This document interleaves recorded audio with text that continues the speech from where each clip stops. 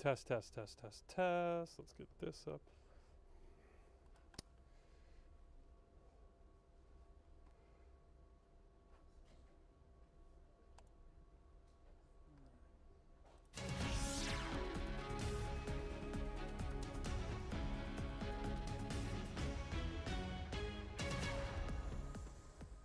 Nice. Eric, this will work great. Thank you.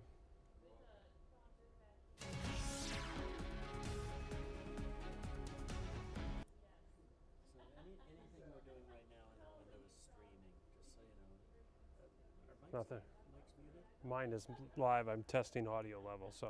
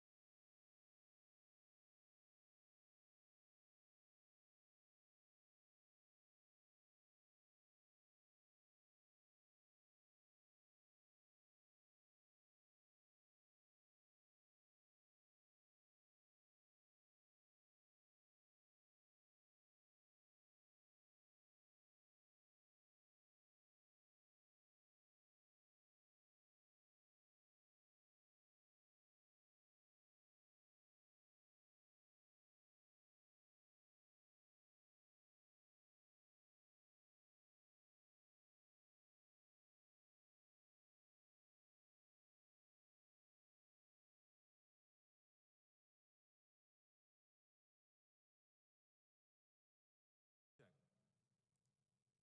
Vanguard. Wimberger.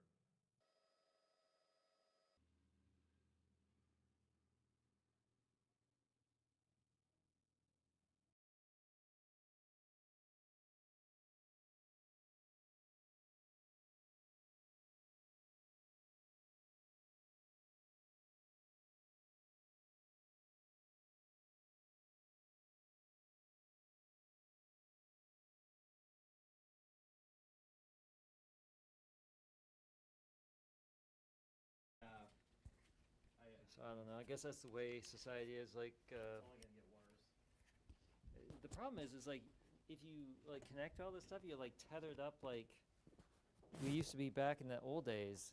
David, did you ever have like a wired mic back in the day? Wired mic, wired IF. Yeah, just the worst. So like everywhere you go, if you move, you had a cord just dragging behind you. Oh gosh. Yep. Yeah. Keith, can you hear me? I worked for like a couple years like that. Wow. It was awful. Hello, Keith? Are we, Keith, Keith, Keith. Hello, hello, hello. Testing. I don't know if they're talking to me or not. I am. Can you hear me? Oh, hold on. Let me turn this up real quick. It's I am talking to you, and I can see you, and you're Hold on. going out everywhere. okay. I can hear you now. Okay. So this adapter they gave us, we're not going to use that because You don't need it anymore. That was to help with that delay, which we no longer have. Yep. Okay. So we're good. Okay. I can hear you loud and clear. That is fabulous. I cannot wait to speak with you live in about 7 minutes. 7. Okay. Let me see what it looks like in the double box. Let me Yep. pull- What is ready? Shall we just assume 2:28 we'll start the streams? And I was in my polo shirt, but I decided to dress up for this. And all 6 of our viewers appreciate it. Hey. All right, when careful. I- I think we're going out over somewhere. Hang on. I'm gonna mute you now. Okay. Okay. I'll get to you when we're live.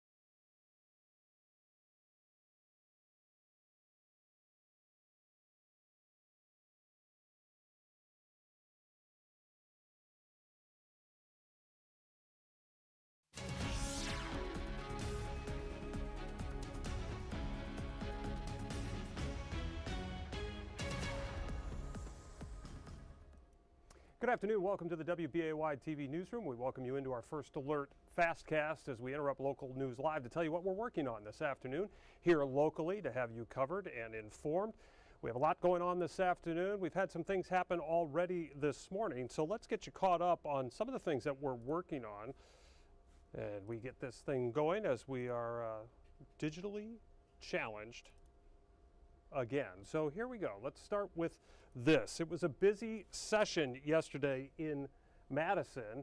As you all know, and you've heard by now, the Brewer Stadium funding bill passing, that grabbed all the headlines, right? But the Senate also worked on a new bill addressing alcohol laws in the state, one that opponents say is going to hurt those who operate these wedding barns that have become very, very popular in the area. The new bill, which included an amendment with more than 150 pages. In fact, the amendment was 6 times longer than the bill.